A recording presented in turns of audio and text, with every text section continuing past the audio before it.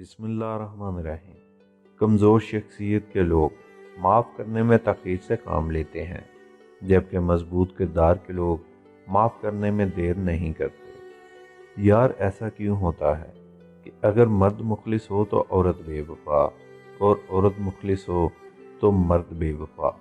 کیوں دنیا میں مخلص لوگوں کی ناقدری ہوتی ہے؟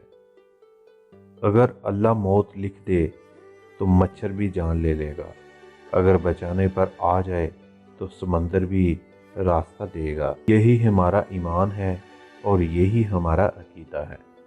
جو حاصل پہ شکر، لا حاصل پہ صبر نہیں کرتا اور اپنی تقدیر پر شاکی رہتا ہے، وہ اپنے حصے میں اللہ کی رحمتوں سے محرومی خود لکھتا ہے۔ ٹوٹے ہوئے لوگ جب مزید ٹوٹتے ہیں تو کمزور نہیں بلکہ اور مضبوط ہو جاتے ہیں۔ ہم زندگی میں جن لوگوں سے بہت پیار کرتے ہیں نا، ہمیں سب سے زیادہ دکھ بھی انہی سے ملتے ہیں۔ ایک ہنستی ہوئی لڑکی سہانے موسم میں اس بات پر اداس ہو جاتی ہے کیونکہ بہار کے موسم میں کسی نے اس کے ساتھ چلنے کا وعدہ کیا تھا۔ سب سے اچھی ناراضگی وہ ہے جو ہلکی سی معذرت اور میٹھی سی مسکراہٹ سے دور ہو جائے۔ سمجھدار ہی کرتے ہیں غلطیاں صاحب، کبھی کسی پاگل کو دیکھا ہے محبت کرتے؟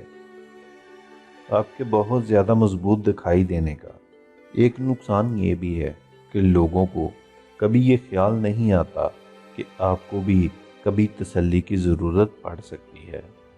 کبھی کبھار سجدے میں گر جانا، کبھی بن مانگے مل جانا، کبھی صبر سے سب کو مات دینا، تو کبھی ذرا سی بات پر ٹوٹ کر بکھر جانا، اٹھ کر کھڑے ہونا ہر ٹھوکر پر، یا پھر کبھی ٹھوکروں کو سمیٹتے ہوئے سسک اٹھنا۔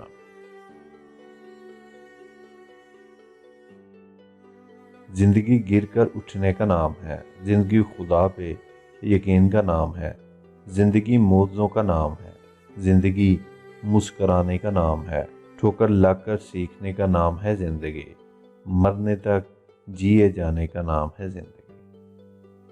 جب الفاظ کی طاقت ختم ہو جائے پھر خاموشی کا راستہ اختیار کیا۔